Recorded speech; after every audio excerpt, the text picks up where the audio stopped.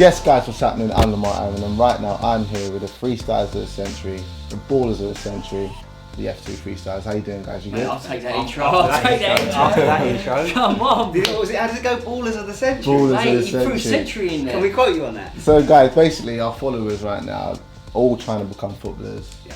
And we know that it's very, very hard to do that. What tips and tricks could you give them to become elite players? It takes a lot of dedication.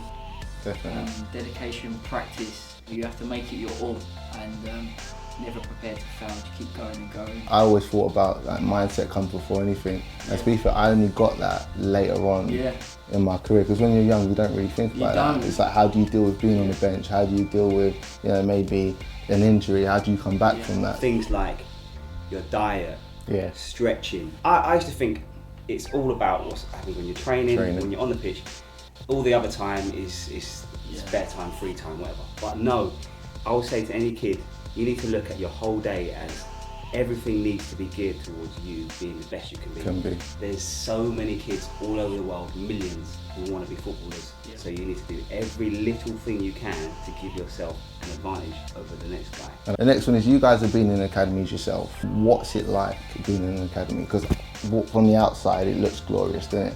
But when you're in there, it's a whole different kettle of fish. I found it a bit awkward because I was so used to playing with my friends. In a team, everyone knows each other, you're a community. Then you step into an environment where it's kind of you don't really know everyone. You don't know everyone, and everyone's got their own like ambitions of where they want to go, so it's quite cliquey, you know. I thought it's like you go to a club, you're all buzzing, you get in there, of course you do. and everything's good. But it's not. There's so many different things. People are judging you, everything you do. People don't want to pass you the ball. And for any kid that goes into an academy and gets that opportunity, I think it's good to be prepared when you go into that it might not be like going to play for your local Sunday team with your mates where you're smashing it, you're enjoying it. And to be fair, what I found out as well with my time anyway, it's like so much pressure is on your shoulders, because when's the next contract? You're only 12 years old, you're only 13 years old, and you've got to wonder that in your mind. Shouldn't be thinking about that. Exactly. That's the thing. They say that every player is 6 good games away from a potential move or an extension, and 6 bad games away from potentially being let go. And you see that. I remember when I was at Arsenal Academy, I used to see certain players, they'd be out of form and their heads would be down. But they know. In the change room before training, they'd be like, they're stressed.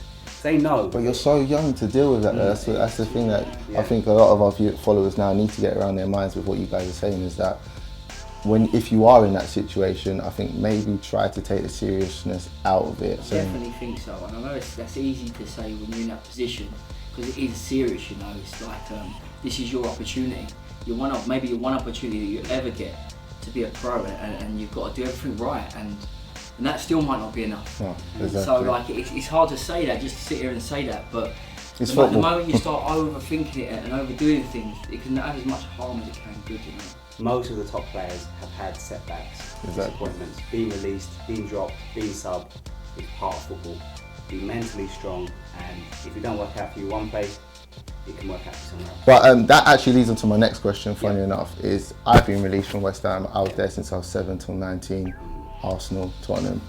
How do you deal with that at such a young age? Because like sometimes people may not have their parents support mechanisms, and then the agents start getting involved in things like that. How do you deal with that? As harsh as it is, you either let it get to you and you won't go nowhere, or you fight, and it might not be easy, but it's the only chance you've got. I noticed with people like Andros Townsend, who got released and then he didn't leave the club. He still carried on. Yeah, because you know why?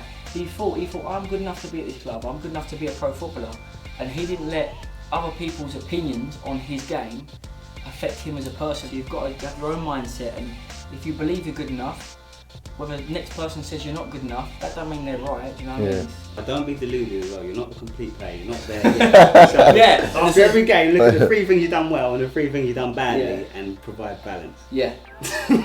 Let's move to a bit more positivity now. You guys have now made a career out of football. Okay, it's not playing. What advice could you give to others that could make a career if they don't make it as an actual footballer? We try to think of things that no one in the football world has done before. And we've got a list of about 100 ideas that haven't actually ever been done before. And we're ticking through them, but we all, like almost every day we think of a new one, and we just put it to the bottom of the list. People that are viewing you and watching you, they want to know you, personally. the real you. Do you know what I mean? Like, so when we do vlogs or when we're having a laugh, That's just what we do, and then they become part of the journey because they feel like they're with us, which they are. The F2 family, they're part of our journey, which is really key. With football, when you don't make it, and if you don't make it, we've managed to make other avenues within the sport we love, and it's our job. And we're filming with Barcelona players. Now, if you'd have asked us this 6 years, 7 years ago, it didn't even exist. Yeah. So we created it basically. So. Do you know what? If it doesn't work out with you in football, whether it's coaching, whether it's what you're doing now, it's a fun job. You're involved in football, you're interviewing people, and you love doing it. So guys, we hope you enjoyed this video, and please remember, next time you find a skill difficult, don't give up, it will come in the end. That's right, and there's some more tips on some moves that we've never taught on our YouTube channel, as well as some untold, never been heard before stories on some of the world's best players. Jez, tell them where to get the book from. F2 playlikeapro.co.uk. Love, peace and seconds. That's F2 playlikeapro.co.uk. Love, peace and seconds. That's F2. Shameless plug-in.